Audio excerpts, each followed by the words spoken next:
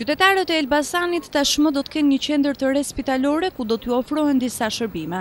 Vetëm pak ditë nga transferimi i mjekëve dhe infermierëve në godinën e re të kirurgjisë së qendrës spitalore Xhafer Kongoli, ditën e sotme është bërë dhe inaugurimi zyrtar i saj nga Ministri i Shëndetësisë Halim Kosova. Kreu në iki i shëndetësisë shqiptare është shoqëruar nga nënkryetari i Bashkisë së Elbasanit Serafim Papa, prefekti Shefqet Eljallisi, drejtori i qendrës spitalore Mehmet Ibaj, mjek, infermier dhe qytetarë të ndryshëm. Kosova ka parë nga afër të gjitha pavionet e qendrës spitalore, duke u njohur me kushtet e kirurgjisë së re. Ai ka vizituar dhe pacientët të cilët ndodheshin të shtruar në pavionin e këtij spitali.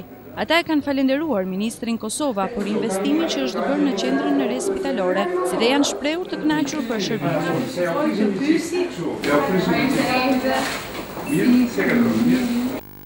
Më pas, ministri i shoqëruar edhe nga drejtori i spitalit është ndalur në një fjalim të shkurtër. Kosova u shpreh i privilegjuar që po inauguronte spitalin e ri kirurgjik në Elbasan. Ai falenderoi dhe paraardhësit e tij që dhanë kontributin e tyre në investimin për këtë spital.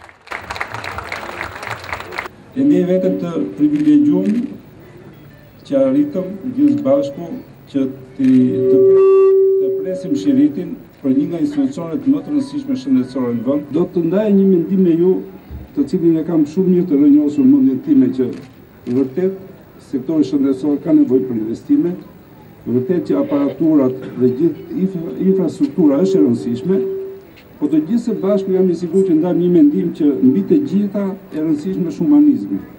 Jeni ju, janë punonësit e shëndetësisë, janë mjekët, mamit, infermierët, stafi administrativ, sanitarët, të cilët janë përgjegjësit kryesor dhe pika kyçe në sistemin shëndetësor për t'i afruar atë që duhet pacientit i cili vjen për të zgjidhur problemet e tij shëndetësore ose problemet e saj shëndetësore në spital. Unë do t'ju uroja sinqerisht punë të mbarë. Qendra e re spitalore ka qenë një investim i qeverisë shqiptare me një fond prej rreth 4.5 milion euro, të cilat janë investuar për godinën e re, pajisjet spitalore dhe ato të hotelerisë. Në këtë qendër do t'u ofrohet shërbim qytetarëve në disa drejtime, si kirurgji, ginekologji, obstetri, traumatologji e të tjerë. Edhe drejtori i qendrës spitalore Mehmet Ibaj është shprehur i kënaqur për këtë investim, pasi sipas tij ky spital i ka munguar Elbasanit prej shumë kohësh dhe tashmë qytetarët do të marrin të njëjtin shërbim që më parë duhet të merrnin në Tiranë. Ju jeni dëshmitar që një projekt i nisur rreth 12-13 vjet më parë sot është bërë konkret. Elbasanit banorët e tij sot kanë dyshim dhe qendra spitalore Doktor Xhafer Kongoli të gjithë shërbimin hospitali e ka në një territor të vetëm, i gjithë në shërbim të komunitetit, në shërbim shëndetit.